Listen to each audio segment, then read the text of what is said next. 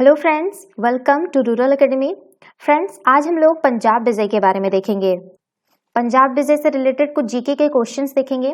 Last हम लोगों ने देखा कि उन्होंने जो है बंगाल, आपका अंग्रेजों ने जो है बंगाल, मैसूर, आपका उसके बाद है आपका मराठा साम्राज्य को कैसे जो है अंग्रेजों के अधीन कर लिया था। ठीक है, चाहे वो किसी युद्ध के जरिए हो या फिर किसी संधि के जरिए हो, उन्होंने जो है पूरे आधा हिंदुस्तान को जो है अपने में मिला लिया था। ठीक है, जो बाकी के छोटे छोटे राज्य थे उसको उन्होंने विलय कर लिया था, या फिर उन्होंने उनके साथ संधि कर ली थी, या फिर उन्होंने उनको आत्मसमर्पण करवा दिया था। ऐसे बहुत सारे हैं जो छोटे छोटे राज्य हैं, उनके बारे में हम आगे देखेंगे। फिलहाल जो आपका सबसे बड़ा राज्य अभी आता है आपका पंजाब आता है। ठीक है, बंगाल, मैसूर, मराठा के बाद में। और अभी देखते हैं कि पंजाब को उन्होंने किस तरह से अंग्रेजों ने अपने में अधिग्रहण किया था। ठीक है, तो चलिए देखते हैं। आज का पहला प्रश्न है, पंजाब में सिख राज्य के संस्थापक थे। Option A Tegh Bahadur, option B Guru Gobind Singh, option C Banda Bahadur, option D Ranjit Singh. देखिए, पंजाब में जो है सिख राज्य के संस्थापक जो थे वो महाराजा रणजीत सिंह थे। ठीक है, वो जो उनका जो जन्म था, जन्म लिख लीजिएगा, 13 नवंबर 1780 को हुआ था। जब वो जो 12 साल के थे ना, जब 12 साल के थे तब उनके पिता का निधन हो गया था। उन्हें जो है आपका शेर ए पंजाब ये लिख लीजिएगा। ठीक है, शेर ए पंजाब के नाम से जाना जाता है। महाराजा रणजीत सिंह ऐसे व्यक्ति थे जिन्होंने न केवल पंजाब को एक सशक्त सूबे के रूप में एकजुट रखा, बल्कि अपने जीवित रहते हुए अंग्रेजों को अपने साम्राज्य के पास भी नहीं फटकने दिया। आपको ये भी जान के हैरानी होगी कि जब तक रणजीत सिंह जीवित थे तब तक अंग्रेजों ने कभी भी पंजाब पर आक्रमण नहीं किया था। ठीक है, और 12 अप्रैल 1801 का दिन था जब वो 20 साल की उम्र में उन्होंने पंजाब का महाराजा बनाया। गुरु नानक के एक वंशज ने उनकी ताजपोशी संपन्न कराई थी। ठीक है, तो इसका जो सही आंसर होगा ऑप्शन डी रणजीत सिंह। चलिए नेक्स्ट क्वेश्चन पे चलते हैं। महाराजा रणजीत सिंह के उत्तराधिकारी थे हरि सिंह नलवा, ऑप्शन बी खड़क सिंह, ऑप्शन सी शेर सिंह, ऑप्शन डी नौनिहाल सिंह। देखिए, रणजीत सिंह की मृत्यु के बाद जो था उसका एक मात्र वैध पुत्र था। ठीक है, उसका नाम था खड़क सिंह। ठीक है, खड़क सिंह जो कि एक अल्प बुद्धि था और अपने छोटे से शासनकाल के दौरान जो है राज दरबार में गुटबंदी तीव्र हो गई थी। तो जो खड़क सिंह था वो कुछ छोटे से ही कार्यकाल के लिए है रणजीत सिंह के बाद राजा बना था। ठीक है, इसके और भी बेटे थे, लेकिन यहाँ जैसे बताया गया कि वैध पुत्र था। ठीक है, यही एकमात्र वैध पुत्र था। ठीक है, तो इसी को ही महाराजा बनाया गया था, रणजीत सिंह के बाद उत्तराधिकारी था। तो इसका सही आंसर होगा ऑप्शन बी होगा खड़क सिंह। चलिए नेक्स्ट क्वेश्चन पे चलते हैं। किस सिख गुरु ने विद्रोही राजकुमार खुसरो की सहायता धन एवं आशीर्वाद से की थी? Option A Guru Hargovind Singh, option B Guru Gobind Singh ने, ऑप्शन सी गुरु तेग बहादुर ने, ऑप्शन डी गुरु अर्जुन देव ने। यहाँ पे नहीं हो गया है, इसको ने कर लीजिएगा। ठीक है, किस गुरु ने। ठीक है, आपको पता होगा कि जो राजकुमार खुसरो थे तो उन्होंने जो है आपका 1606 में कुचामन विद्रोह कर दिया था। ठीक है, जहांगीर के जो पुत्र थे, और 5वीं सिख गुरु जो थे अर्जुन गुरुदेव, ठीक है, अर्जुन गुरुदेव थे, उनके पास चला गया था। जहांगीर ने जो है अपनी राजधानी आगरा का कार्यभार राज सिंह को सौंपा और शिवम विद्रोह को दबाने के लिए पंजाब चला गया और सिखों के 5वें गुरु अर्जुन देव को फांसी दे दी थी। क्यों फांसी दे दी थी? क्योंकि इन्होंने जो है विद्रोही राजकुमार थे खुसरो को, उनको धन देकर उनकी जो मदद किए थे, तो इसीलिए जो है जहांगीर ने गुरु अर्जुन देव को फांसी दे दिए थे। आपको पता होगा। ठीक है, हिस्ट्री में बहुत बार आया भी है क्वेश्चन ये बार। ठीक है, तो ये इसका सही आंसर होगा ऑप्शन डी गुरु अर्जुन देव ने, क्योंकि इन्होंने है जो सहायता की थी राजकुमार खुसरो की, इसीलिए इनको फांसी दे दिया गया था। चलिए नेक्स्ट क्वेश्चन पे चलते हैं। किसकी समाधि के कारण नंदेड़ गुरुद्वारा सिखों द्वारा पवित्र माना जाता है? Option A Guru Ramdas, option B Guru Angad, option C Guru Arjun Dev, option D गुरु गोविंद सिंह।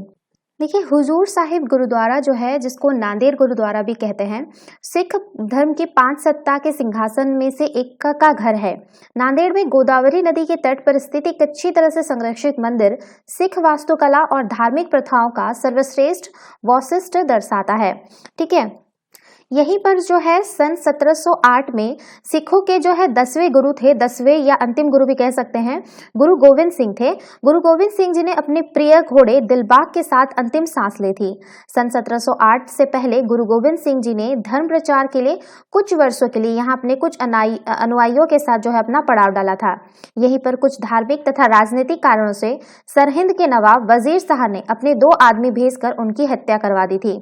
उनकी मृत्यु को समीप देखकर गुरु गोविंद सिंह जी ने अपने उत्तराधिकारी के रूप में किसी अन्य को गुरु चुनने के बजाय सभी सिखों को आदेश दिया कि मेरे बाद आप सभी पवित्र ग्रंथों को ही गुरु माने, और तभी से पवित्र ग्रंथ को गुरु ग्रंथ साहिब कहा जाता है। ठीक है, तो इसीलिए देखिएगा इन्हीं को ही अंतिम गुरु माना जाता है, क्योंकि उनके बाद कोई और गुरु बना ही नहीं।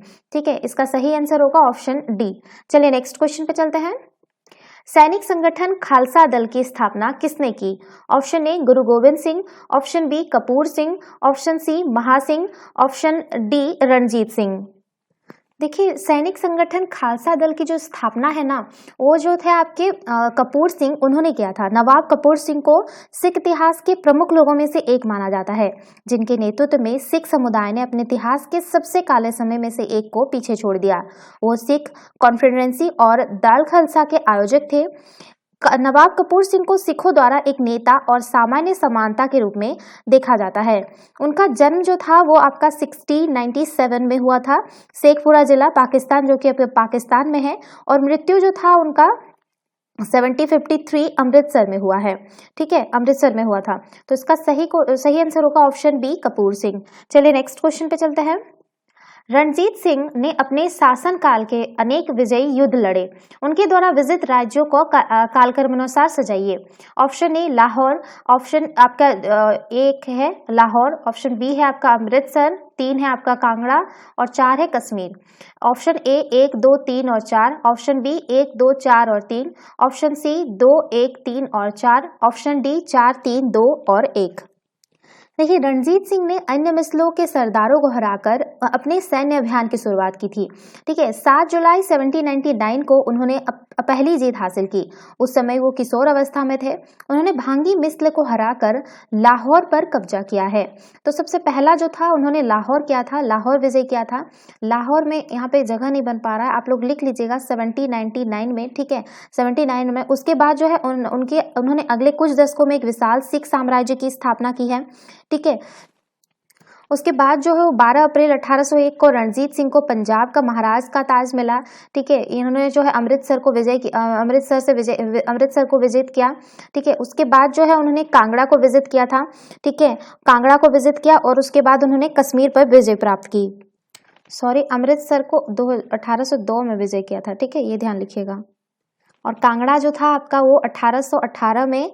ठीक है, और कश्मीर 1819 में जो रणजीत सिंह ने विजय हासिल की इन चारों पर। तो ऑप्शन 1 ए सही होगा, 1, 2, 3 और 4। चलिए नेक्स्ट क्वेश्चन पे चलते हैं। रणजीत सिंह ने किस स्थान पर अधिकार करने के बाद महाराजा की उपाधि धारण की?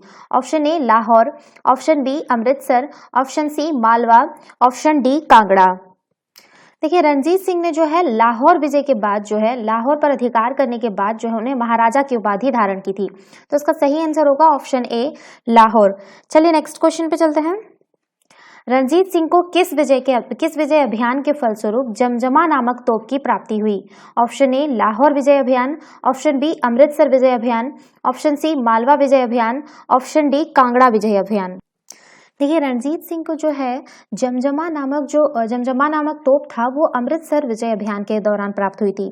जाना जमजमा एक भारी वजन वाली बंदूक थी जो जिसका तुझा 80 पाउंड था और 16 फीट 6 इंच 4 इंच और 9 पर इंच की और बोर की था। ठीक है, शाह वजीर खान के आदेश पर जो है शाह दर्शकों द्वारा तांबे और पीतल में लाहौर में लगाया गया था और इसे वहीं पर ही बनाया गया था। ध्यान दीजिएगा। ठीक है, और ये ध्यान दीजिएगा जो अभी तोप है ये अभी रिसेंटली जो है वो पाकिस्तान में है। ठीक है, तो इसका सही आंसर होगा ऑप्शन बी अमृतसर विजय अभियान। चलिए नेक्स्ट क्वेश्चन पे चलते हैं।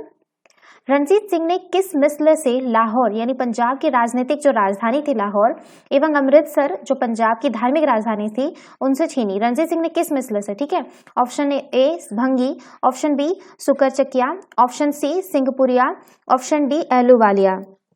देखिएगा, जब मिस्र का बात आया ना तो इसके बारे में कुछ बता देती हूँ।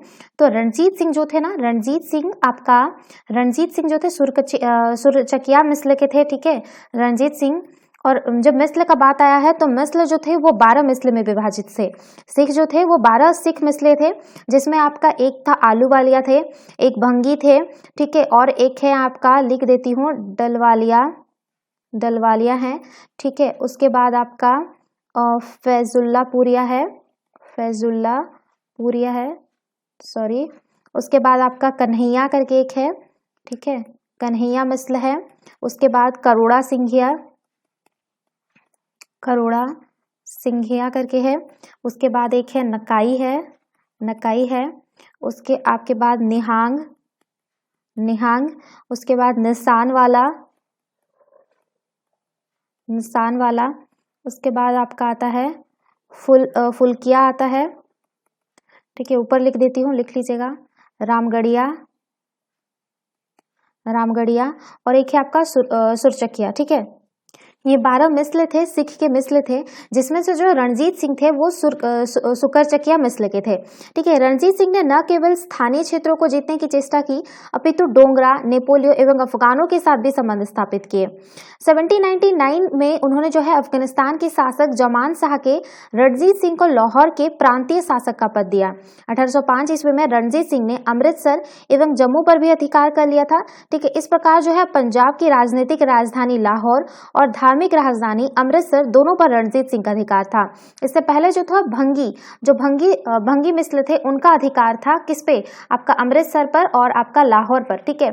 तो इन्होंने जो भंगी से ही ले लिया है, रणजीत सिंह ने छीना है, तो इसका सही आंसर होगा ऑप्शन ए, भंगी। चलिए नेक्स्ट क्वेश्चन पे चलते हैं।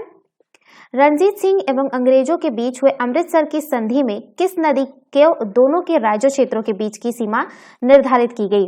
Option A Sindhu, option B Jhelum, option C Ravi, option D Sutlej. देखिए अस्तु उन्होंने जो है 25 अप्रैल